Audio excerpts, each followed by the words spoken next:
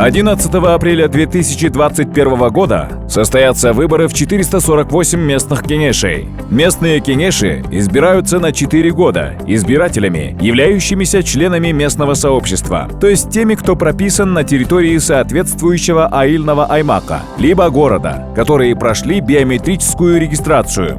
Выборы депутатов городских кенешей осуществляются по пропорциональной избирательной системе, при которой вы голосуете за партию, которая выдвигает кандидатов. Партии получат места в городских кенешах пропорционально количеству голосов, отданных за них. При этом право на получение мест в городском кенеше получат лишь те партии, которые наберут 7 и более процентов голосов избирателей. Выборы депутатов аилных кенешей проходят по мажоритарной избирательной системе, при которой избранными считаются кандидаты, получившие большинство голосов избирателей. При этом 30% мест в каждом аилном кенеше зарезервировано для женщин.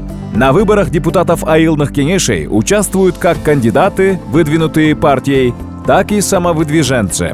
Депутатом местного кенеша может стать член местного сообщества, то есть гражданин Кыргызстана, имеющий прописку в соответствующем городе, либо аил на Маймаке, достигший 21-летнего возраста, имеющий образование не ниже среднего общего образования.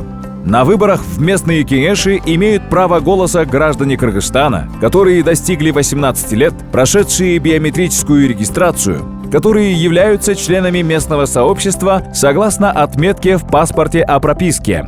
Голосуя за депутатов местных кенешей, вы выбираете, как будет организована жизнь в вашем городе, селе в ближайшие 4 года.